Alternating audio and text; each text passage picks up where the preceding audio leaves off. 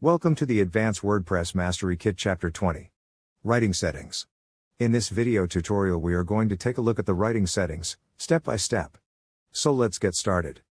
From your WordPress dashboard, go to Settings and select Writing.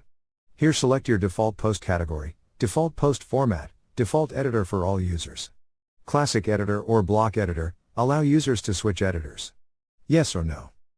Then post via email, mail server, login name, password, default mail category, then update services, that is when you publish a new post, WordPress automatically notifies the following site update services.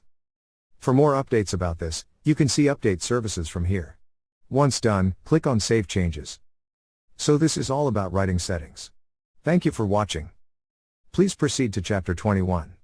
Reading Settings. Inside that video, we are going to take a look at the reading settings, step by step. See you in the next tutorial.